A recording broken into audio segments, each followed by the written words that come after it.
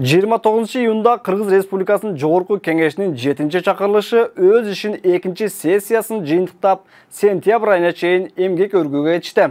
Депутаттар чарчагыдай кандай маселелер каралып, эмне мыйзамдар жазылганын, бул сессия эмнеси менен эсте калаарын айтып берели. 2 миллион тегерегинде ири мүйүздүү мал сыйлаған келбеде сыйлатып алам.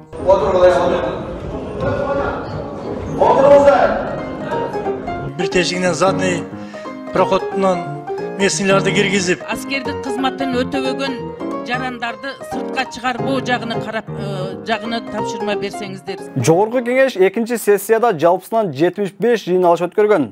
Бул арада жалпысынан 222 мыйзам долбоору жана 1394 токтом кабыл алынып, 2 кезексиз жыйын өткөрүлдү. Анын ичинен биринчи жолу конституциялык макамга ээ болгон мамлекеттик тил жөнүндөгү мыйзам кабыл алынды. Ошондой эле орчундуу маселелер боюнча 6 убактылуу депутаттык комиссия түзүлгөн. Жогорку Кеңештин төрагасы Нурланбек Шакиев парламент мыкты иш алып барганын айтып берди.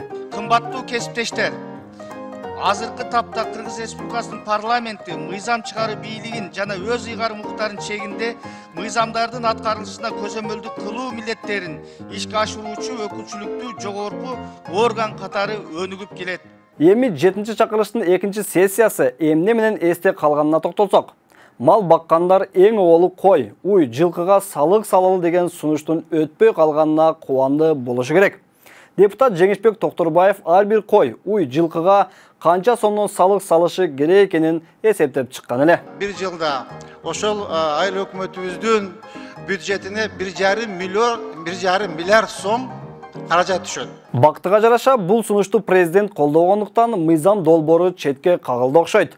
Президент колдогон, бирок көпчүлүк депутаттар колдогусу келбеген элдик курултай жөнүндө мыйзам долбоорунун тагдыры кызык болду. Негизи айрым депутаттар каршы пикирин билдирмиш болуп, позицияга бекем туруп жаткан, бирок бакылдап сүйлөгөнү башка, кнопканы басканы такыр башка болду окшойт. Парламент аталган мыйзам долбоорду каникулга кетээринде колдоп берди. Аталган мыйзам долбоорун 3-чү окууда добушка коем, добуш бериңиздер. Макул 69 каршы 2 бар 71 катталды 83. Аталган мыйзам долбоору 3-чү окууда кабыл алынды. Парламентте кайым айтышуулар, жакалашууларга чейин окуялар орун алып келет. Айтайын дегенибиз, чегара маселеси каралып жатканда депутат Өмүрбек Бакиров менен Фархат Исмаилов кайым айтышып, жакалашканга чейин барышты эле. Кесиптештери арачалап, ортого түшүп ажыратып калышты. Депутаттар, урматтуу депутаттар, тыштаңыздар, отуруңуздар. Урматтуу депутаттар, отуруңуздар. Негизи ар бир чакырылышта өзүн көрсөтүүгө аракет кылып, бирок анысы ийгиликсиз болуп коомчулуктун сынына кабылган эл өкүлдөрү да бар. Мисалы 7-чи чакырылышта эң көп коомчулуктун сынына кабылган эл өкүлдөрүн атап өтөлү. Жусупбек Коргонбай уулу казино боюнча мыйзам долбоору каралып жатканда өзүбүздүкүлөр задний проходдон жашынып кирип кетпесин деп сынга кабылган. Анан эртең ачып алгандан кийин бир тешигинен задний проходунан местнийлерди киргизип, жанагындай болуп кеткен турган болгон болсо, чатак болот да.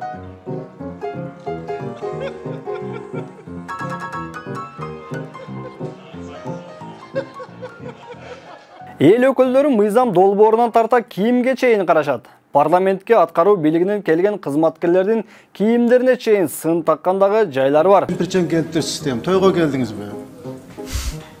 Костюм жокпу? Эми сиз бизге келген конокторго пример болушуңуз керек да. Бири кийимге сын такса, экинчиси өзүн сыйлата албай убара тартып келүүдө. Комитет отурумунда депутат Элмурза Сатыбалдиев вице-мэр Нурлан Орунтаевка өзүн сыйлата аларын айткан жайы бар. Эл өзүңү сыйлабасаң, бизди сыйла. Сыйлаган келбесе сыйлатып алам.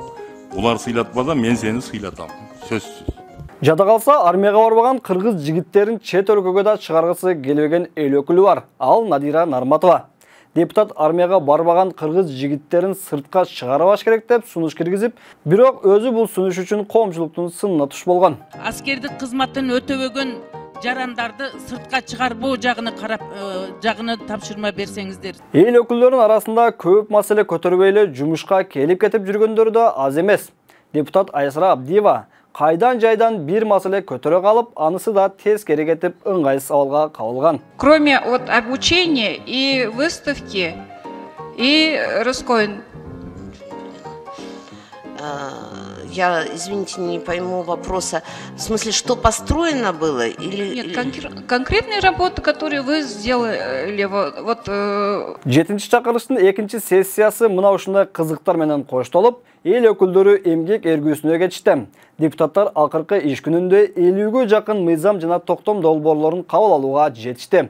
Эмгек өргүү учурунда кандайдыр бир маселе жаралса, депутаттар кезексиз жыйынга чогула алышат. Мыйзамга ылайык депутаттар сентябрь айында жумушка келишет. Сиздер менен Абдыганы Суранов болдум. Кайрадан жолугушканча сак саламатта туруңуздар.